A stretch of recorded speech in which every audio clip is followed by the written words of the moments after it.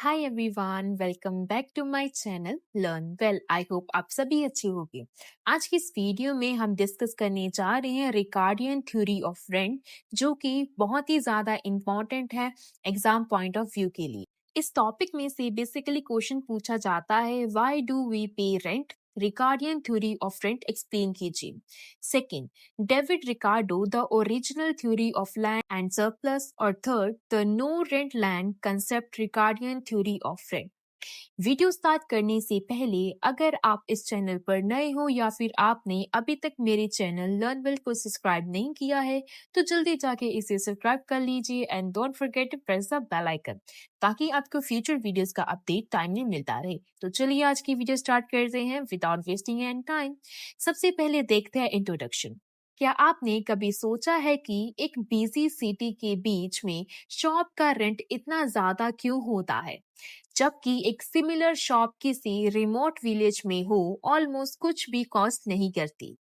आज हम स्टडी करने वाले हैं रिकार्डियन थ्योरी ऑफ रेंट, जो डेविड रिकार्डो ने 1817 में डेवलप की थी।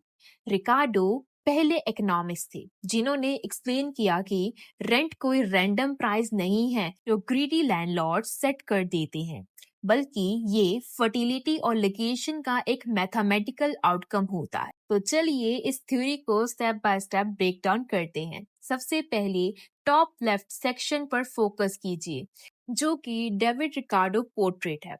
रिकार्डो ने रेंट को डिफाइन किया है as that portion of produce of the earth which is paid to the landlord for the use of the original and indestructible power of the soil.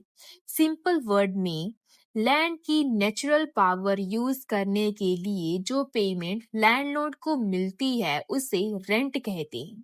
सबसे important बात यह है कि अकॉर्डिंग टू रिकार्डो, रेंट एक differential surplus है, यानी rent production cost नहीं होता जो प्राइस डिटरमाइन करे, बल्कि ये एक एक्स्ट्रा सरप्लस होता है जो इसे अराइज करता है क्योंकि कुछ लैंड दूसरी लैंड से बेटर होती है, ये तो ज्यादा फर्टाइल होती है या बेटर लोकेशन पर डिपेंड करता है। रिकार्डो ने क्लियर बोला था कि अगर सारी लैंड इक्वल क्वालिटी की होती और अल्टीमेटेड क्वांटिटी में अवेलेबल होती तो रेंट एग्जिस्ट नहीं करता। The process population and diminishing return. Bottom left flow पर फोकस कीजिए, जो कि population growth to food demand to inferior soils. अब समझते हैं कि रेंट एक्चुअली स्टार्ट कैसे होता है। सबसे पहला पॉइंट है पॉपुलेशन ग्रोथ। जैसे जैसे पॉपुलेशन इंक्रीज होती है वैसे वैसे फूड की डिमांड भी बढ़ती है। Second, cultivation of inferior soil. Initially society सबसे फर्टाइल लैंड ग्रेड ए पर फार्मिंग करती है, लेकिन जब डिमांड और बढ़ जाती है तो लोगों को ग्रेड बी और फिर ग्रेड सी लैंड पर भी कल्टीवेशन करना पड़ता है। Third is law of diminishing return. Grade B land पर same amount of grain produce करने के लिए ज्यादा एफर्ट्स और हायर मार्जिन कॉस्ट लगता है कंपेयर टू ग्रेड ए। और जैसे जैसे हम पुअर लैंड की तरफ मूव करते हैं, प्रोडक्शन कॉस्ट इंक्रीज होती जाती है। इसी वजह से कॉर्न या फूड की ओवरऑल मार्केट प्राइस भी सबके लिए बढ़ जाती है। अब देखते हैं सेंट्रल बार चार्ट पर फोकस करते हैं, जो कि A B and C plots पर है। अब इस सिस्टमेटिक डायग्राम को देखिए, ये पूरी थ्योरी का हार्ट है। प्लॉट ए, हाई फर्टिलिटी, यहाँ प्रोडक्शन हाई होता है और कॉस्ट लो होती है। प्लॉट बी, मीडियम फर्टिलिटी, यहाँ प्रोडक्शन कंपैरेटिवली लोअर होती है और कॉस्ट हायर होती है। एंड थर्ड इज प्लॉट सी, जिसमें मार्जिनल लैंड है। इसमें इसे नो रेंट लैंड कहते हैं। क्यों? क्योंकि इस लैंड पर आउटपुट सिर्फ प्रोडक्शन कॉस्ट और नॉर्मल प्रॉफिट को कवर करता है, कोई एक्स्ट्रा सरप्लस बचता ही नहीं है। और यही रिकार्डो की गोल्डन रूल है, rent equals to superior land का प्रोड्यूस माइनस मार्जिनल लैंड का प्रोड्यूस। फॉर एग्जाम्पल के लिए अगर प्लॉट ए सेम लेबर के साथ 50 टन प्रोड्यूस करता है और प्लॉट सी सिर्फ 20 टन प्रोड्यूस करता है, तो प्लॉट ए का रेंट होगा 30 टन।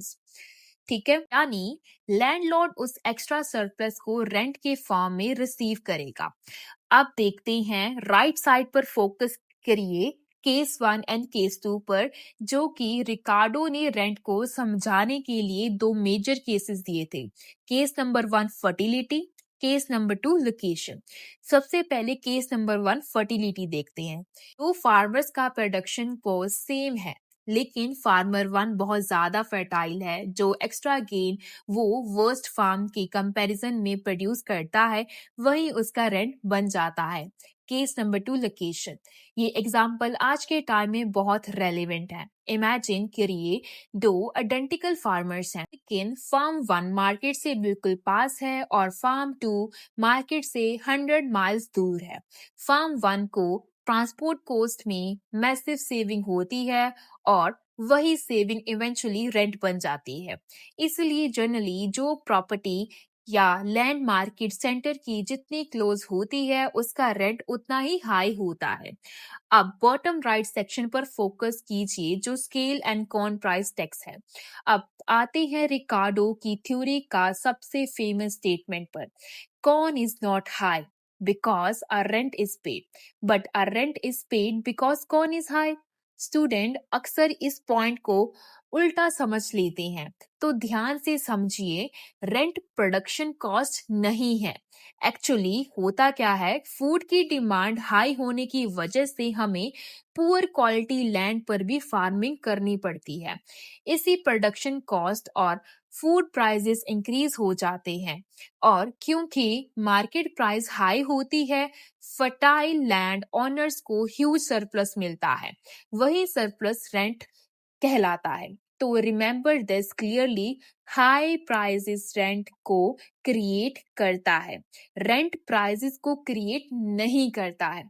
तो एट लास्ट कंक्लूजन, तो समराइज करते हैं, रेंट एक डिफरेंशियल सरप्लस है।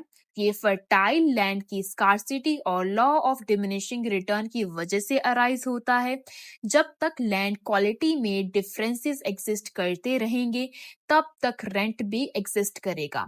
एग्जाम टिप क्या है, अगर आप इस थ्योरी पर आंसर लिख रहे हो, तो grade A, grade B and grade C land वाला बार चार्ट जरूर ड्रॉ करिए, और ये फुल मार्क्स स्कोर करने का सबसे इजी मेथड है। और अगर आपको ये डीप डिराइव पसंद आया हो, तो हमारी प्रीवियस लेक्चर ऑन सेल्स लॉ भी जरूर चेक करिए, जहां हमने क्लासिकल इकोनॉमिक्स का मार्केट व्यू डिस्कस किया था। अगर ये वीडियो अच्छी लगी हो तो इसे लाइक कर दीजिए, ज्यादा से ज्यादा अपने दोस्तों के साथ शेयर कर दीजिए, ताकि उनकी भी हेल्प हो सके। और हाँ, अगर आपने इस चैनल को अभी तक सब्सक्राइब नहीं किया है, तो जल्दी जाके इसे सब्सक्राइब भी कर लीजिए, and don't forget to press the bell icon. मिलते हैं नेक्स्ट वीडियो में एक नए टॉपिक के साथ। Until then, keep learning, keep growing only with learn well.